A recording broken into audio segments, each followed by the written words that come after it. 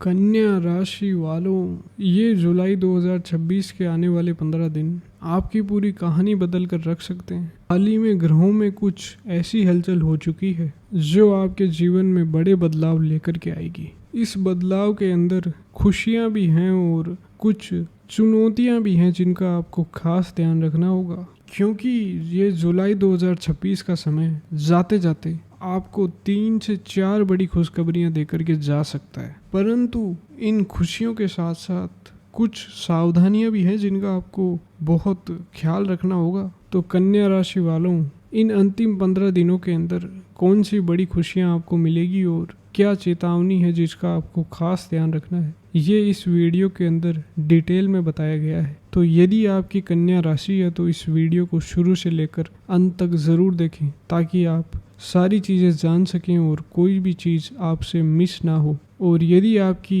कन्या राशि है तो राशि मार्गदर्शन चैनल को सब्सक्राइब भी ज़रूर करें, क्योंकि हम इसी चैनल पर कन्या राशि के रिलेटेड रेगुलर वीडियोस लेकर के आते रहते हैं। और उसी के साथ अपनी पॉजिटिव एनर्जीज कमेंट बॉक्स में सभी और दर्शकों के साथ ज़रूर शेयर करें ताकि वो भी आपकी पॉजिटिव एनर्जीज को क्लेम कर पाए और आप भी उनकी एनर्जीज को क्लेम कर पाओ।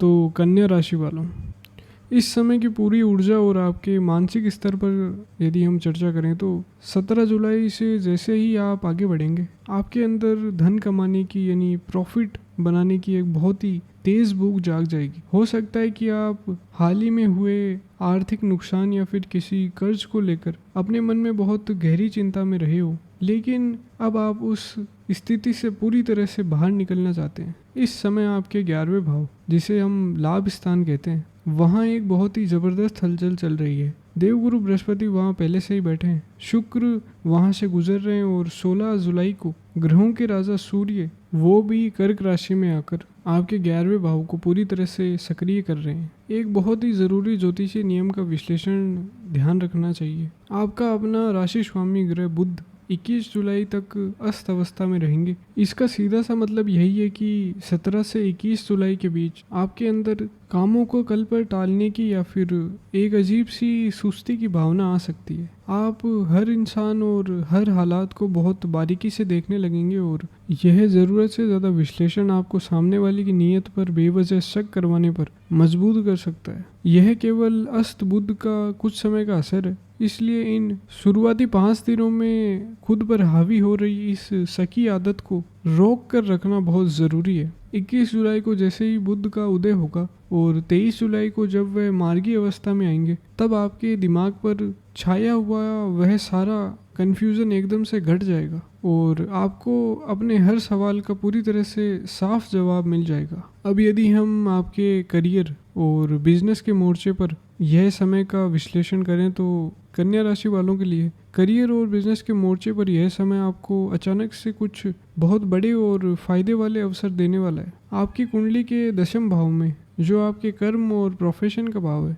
आपके लग्नेश बुध बैठे। भले ही वह शुरुआत में वक्री हो और अस्त हो, लेकिन भद्र योग और बुध आदित्य योग का बहुत ही शुभ प्रभाव आपकी जन्म पत्रिका पर लगातार बना हुआ है। इसके नतीजे में कार्य क्षेत्र में आपकी कोई पुरानी रुकी हुई प्रमोशन या कोई ऐसा प्रोजेक्ट जो काफ़ी समय से ठंडे बस्ते में चला गया था, वह अचानक से दोबारा चर्चा में आ जाएगा। कोई पुराना बॉस, पुराना सहकर्मी या आपके प्रोफेशनल नेटवर्क का कोई इंसान आपको अचानक कोई नया जॉब ऑफर या फिर जॉइंट वेंचर का प्रस्ताव दे सकता है। यह अच्छी स्थिति इसलिए बन रही है क्योंकि लाभ भाव में बैठे गुरु और सूर्य की मिलीजुली ताकत आपके पुराने संपर्कों को बहुत फायदेमंद बना रही है। खास तौर पर अगर आप सरकारी क्षेत्र, आईटी, शिक्षा, बैंकिंग या फिर अकाउंटिंग से जुड़े हैं तो आपके पिछले कामों को बहुत सराहा जाएगा। 23 जुलाई के बाद का समय आपके करियर के लिए एक बहुत ही सुनहरा समय है।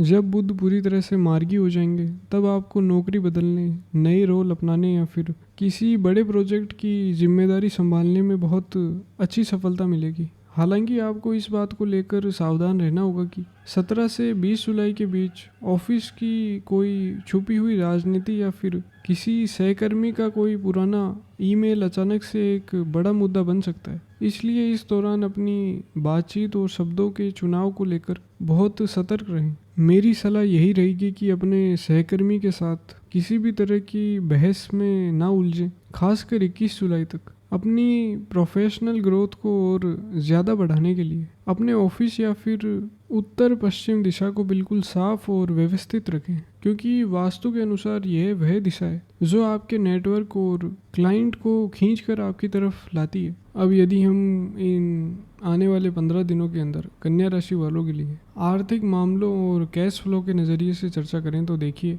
कन्या राशि वालों के लिए आर्थिक मामले और कैश फ्लो के नज़रिए से यह आधा महीना आपको खुश होने की कई वजह देगा। हालांकि खर्चे भी लगातार आपके साथ चलेंगे। इस समय में आपका फंसा हुआ, रुका हुआ हो या फिर ब्लॉक हुआ पैसा अचानक से वापस आ सकता है। कोई अटका हुआ इंश्योरेंस क्लेम, टैक्स रिफंड या फिर पुश्तैनी संपत्ति से जुड़ा कोई बड़ा आर्थिक लाभ आपको मिलने की बहुत ज़्यादा उम्मीद है। इसके पीछे का साफ ज्योतिषीय कारण यही है कि आपके 11वें भाव में गुरु की जो मौजूदगी है यह दिखा रही है कि पैसा आपकी अपनी सीधी मेहनत से थोड़ा कम और आपके पुराने नेटवर्क, क्लाइंट्स और बड़े संसाधनों के जरिए कहीं ज़्यादा आएगा। इसी समय शुक्र आपके 12वें भाव में यानी सिंह राशि में बैठे हैं। जब जल तत्व का ग्रह शुक्र अग्नि तत्व की राशि में 12वें भाव में गोचर करता है तो खर्च अचानक से बढ़ने लगते हैं। यह हो सकता है कि आपका पैसा विदेश यात्रा, बिजनेस की मार्केटिंग,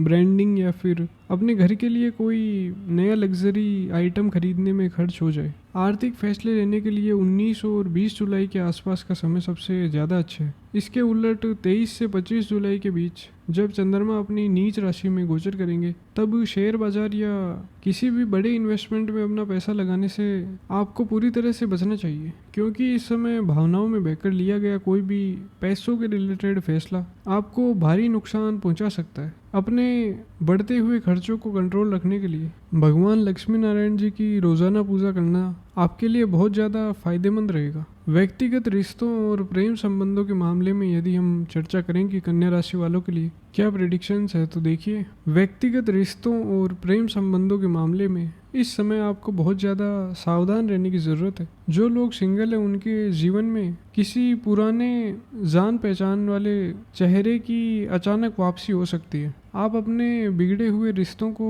सुधारने की पूरी कोशिश करेंगे और ग्रहों की स्थिति बता रही है कि इसमें आपको काफ़ी हद तक सफलता भी मिल जाएगी। लेकिन जो लोग शादीशुदा हैं या किसी सीरियस बिजनेस पार्टनरशिप से अंदर जुड़े हुए हैं उनके लिए ग्रहों का ये गोचर एक साफ चेतावनी भी लेकर के आ रहा है। आपके शादीशुदा जीवन में बिना किसी ठोस वजह के दूरियां, गलतफहमियां और अविश्वास पनपने का डर है। इसके साथ ही आपके जीवन साथी की सेहत भी थोड़ी नरम रह सकती है। यह तनाव इसलिए पैदा होगा क्योंकि आपके सप्तम भाव जो कि विवाह और साझेदारी का घर है वहाँ शनि बैठे हैं और 26 जुलाई को वह वक्री अवस्था में जाने वाले हैं। ज्योतिष के नज़रिए से जब शनि सप्तम भाव में वक्री होते हैं तो वे रिश्तों की सच्चाई की बहुत कड़ी परीक्षा लेते हैं। अगर आप किसी के साथ कोई गलत रिश्ता रखते हैं या अपने जीवन साथी से ज़रूरी बातें छुपाते हैं तो इस महीने आपकी इज्जत और मान सम्मान को बहुत गहरी ठेस पहुंच सकती है।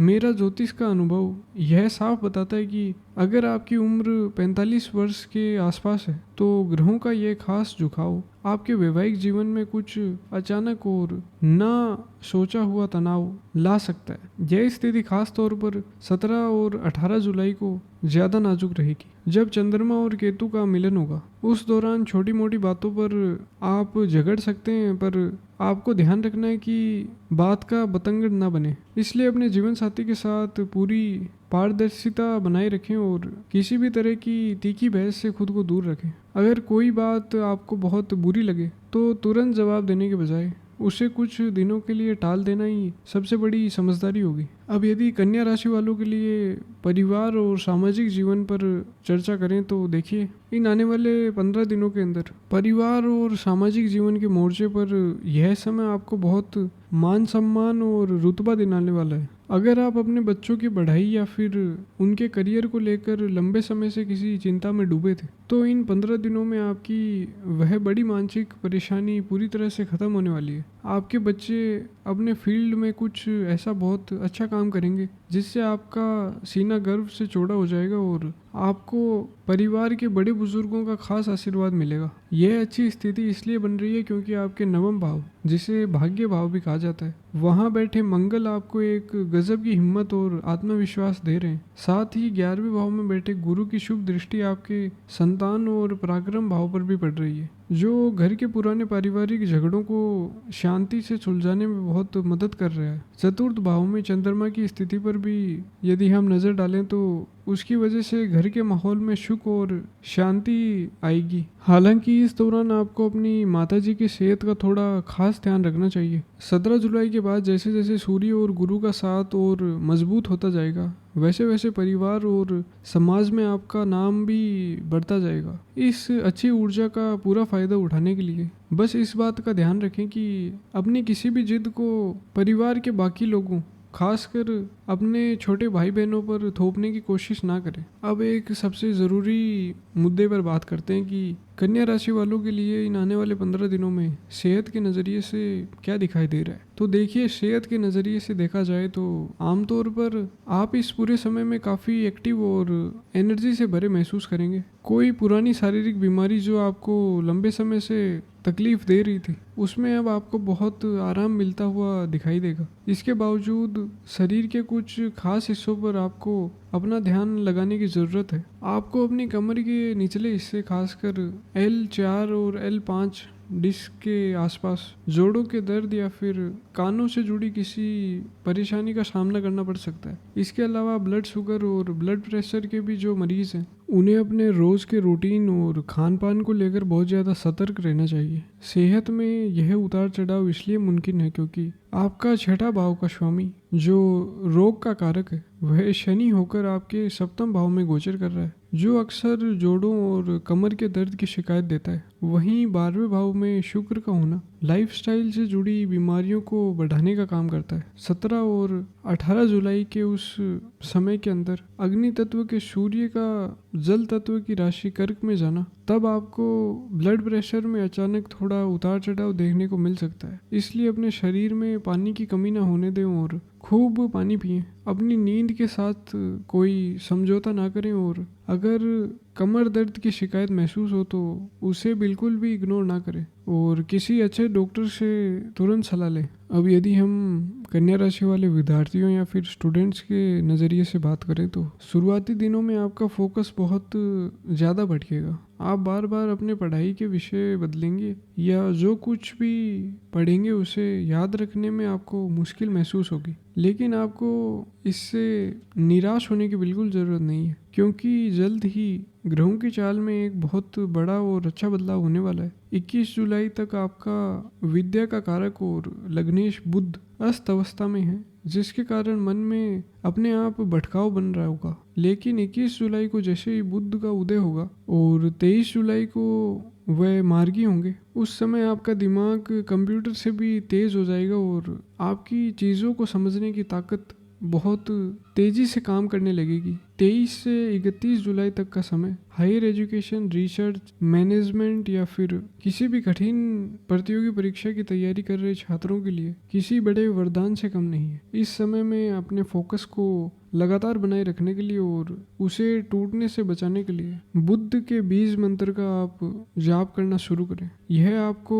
बहुत फायदा देगा। अब यदि हम कन्या राशि वाली महिलाओं के लिए, खासकर जो हाउसवाइफ्स हैं, उनके लिए यदि हम चर्चा करें कि क्या प्रेडिक्शंस है इन आने वाले 15 दिनों के अंदर, तो देखिए 17 जुलाई के बाद आपके स्वभाव में एक अजीब सा गुस्सा या फिर इमोशनल अग्रेशन आ सकता है। आपकी ये बहुत तेज इच्छा होगी कि घर की हर व्यवस्था आपको आपके हिसाब से चलानी है या फिर घर की हर व्यवस्था आपके ही हिसाब से चले। सूर्य और गुरु का कर्क राशि में मिलन आपको परिवार के फैसले लेने में बहुत ताकत देगा, लेकिन साथ ही 12वें भाव का शुक्र आपके मन में खुद के लिए कुछ सुकून का समय निकालने, अच्छे कपड़े पहनने और सजने संवरने की इच्छा भी जगाएगा। तो इन 15 दिनों में बस अपने गुस्से पर कंट्रोल रखें और अपने लिए वक्त निकालें। जुलाई का ये दूसरा भाग यात्राओं के लिए और ख़ास तौर पर लंबी दूरी की यात्राओं के लिए बहुत ही अच्छी उम्मीद बना रहा है। आपके मन में विदेश जाने या फिर